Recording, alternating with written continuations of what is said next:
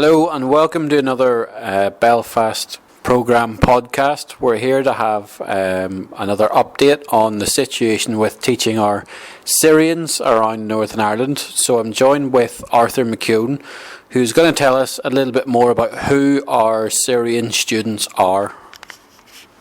Hello Alan, and thank you for the opportunity to talk about this interesting part of the Belfast Programme. We've been teaching Syrian since last March, and the group that began with us in Belfast last March have now progressed through the compendium of material that we have to the point where some are in employability, some are progressing to other places where they can practice their English, and some are going on to the local college at Belfast Metropolitan College. We also now have another group that started much more recently down in Lurgan. We've been teaching them with volunteers in Lurgan since the end of August. The Syrians come in from not only Lurgan itself, but also from Portadown, Tandragee, Armagh, and elsewhere in the region.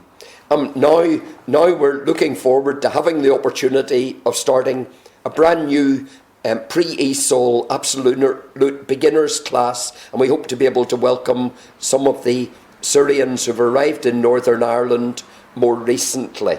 So what exactly is it that we're teaching, and how do we go about actually teaching Syrian refugees who have just come to the country? Well, a lot of this is based on a well-defined programme that has matured over the last year or so, based on work that I personally was originally involved in over 30 years ago in Libya. The programme we have now lasts for 60 hours in the classroom. It's divided into 5 12-hour stages, and it follows a learner through a series of activities that helps them to listen and understand things before they hear them and say them. Listen and understand things before they say them. And they say things a lot before they read them. And it's only after they've read them a lot that they are then asked to write them. We also have a programme which has the feature of being granularised. So we're taking very small areas of vocabulary on familiar topics and helping people to learn some very basic grammar by looking first of all at the singular, then at the plural, and then the singular and plural in activities that put the two of them together. Unlike many course books which would do the singular and the plural all together in the same lesson. And it does seem to work. So the obvious question then is, why are we doing this? We're trying to make Belfast and Northern Ireland a more welcoming place for the Syrians who, in many cases, have come from very troubled and disturbed backgrounds, and in some cases, indeed, may never have had much or indeed any experience of formal education. We're trying to help them with becoming more integrated in Northern Ireland and give them a leg up, the first step in which is to give some basic English so they can talk to other people. They can practice English through the various churches and community groups that are recognised by Embrace NI, or in some cases, with the experience we've had of the Belfast Syrians, they can go into employment, for example, as barbers, where they're getting plenty of chances to practice their English and meet other people. But the third big group is when we're providing a pipeline into the local colleges where people can enter either at entry 1 or above, so that they can move into the provision made not only by Belfast Metropolitan College but by the other colleges elsewhere in Northern Ireland. So how do we go about doing this then? Well, as I say, Alan, we follow a fairly structured syllabus based on can-do statements, so that people can do certain things like telling the time, they can talk about money, they can count to 100, they can describe places, they can give directions. And in the classroom environment, we're able to give them some opportunities to hear about the language they need and then to practice it in quite a controlled way before they transfer it to opportunities to talk about it in their own experience outside the classroom when they're out in Belfast, Lurgan, Portadown, Armagh and using it for themselves. This depends on a lot of repetition and consolidation. But as I said before, it does seem to work and have an impact. So we talk about several different types of students in several different locations in Northern Ireland. Whereabouts do these actually take place? Well, we've been able to use a variety of venues in community facilities, churches, the Belfast Islamic Centre and the Belfast Unemployed Resource Centre in Donegal Street.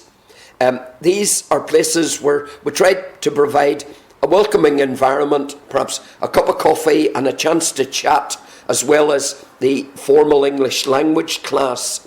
And as we extend our activities, we're aware of some of the issues around transport, childcare, and the other things that are required to make such a programme, a success. So when do these classes happen then?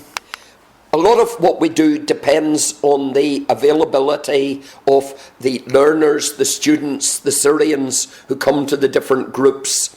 So there isn't any one mandatory time when it happens.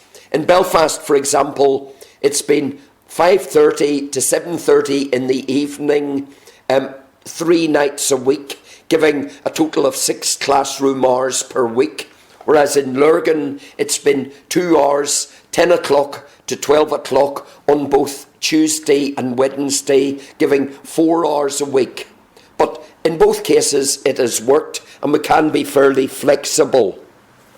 But on top of the classroom time, when learners are with the teachers, there's also a certain amount of homework and there's a certain amount of opportunity for one-to-one support for those who maybe need a bit of extra help with perhaps writing or handwriting, letter formation, or with reading, or with being able to understand some of the different areas of vocabulary.